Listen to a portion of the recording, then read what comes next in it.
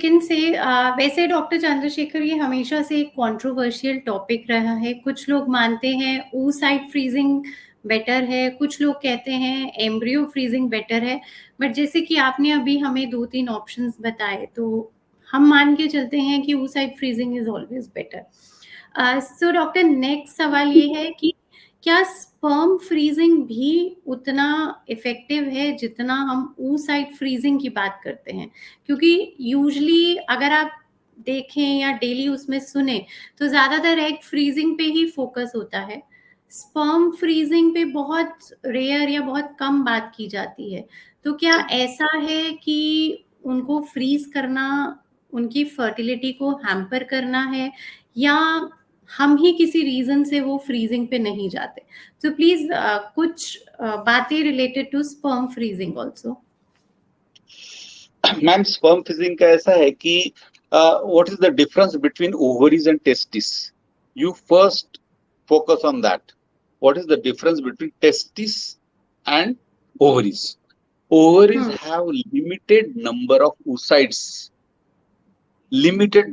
oocytes available for reproduction, that will be for some limited years. After the age of 35, definitely oocytes will be damaged.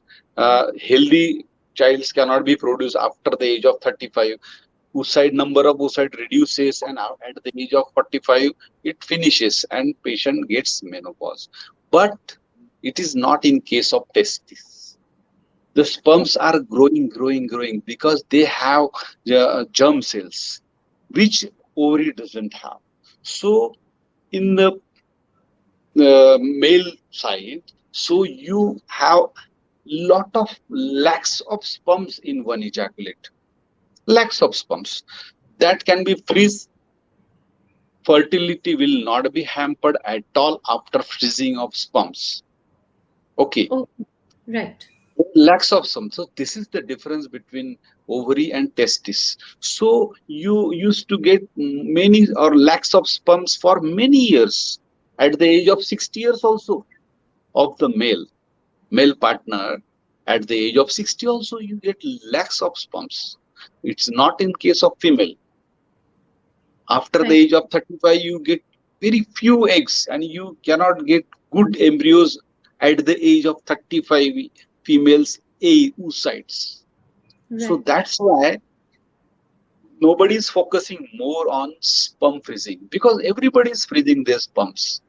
We have some patients, the husband is going abroad, they work there, they are going on the 10th day of their menses, and oocyte may be ready after on the 15th day. So they freeze their sperm, and then we use that sperm on 15th day after male partner left the country. So such things is going on.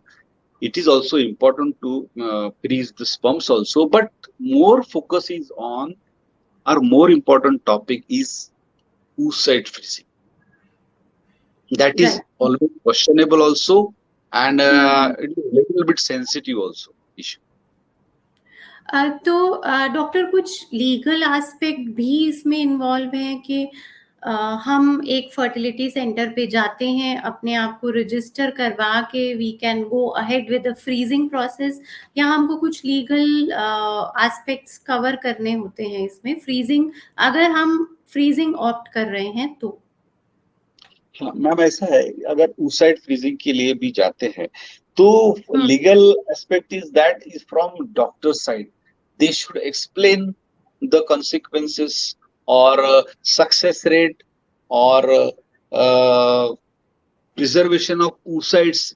How will be the oocytes after thawing, after few years, say suppose 5 years, 10 years, whatever it is, and what is the success rate, that one should explain to the patient or female ki this will be the success rate. And again other part is that if in case of death, what to do? If in case of divorce, what to do? In case of husband's death, then what to do? So they should be ready to accept that if something goes wrong or they don't pay fees also, then that oocyte should be used for research purpose. So that female should be ready for all these things.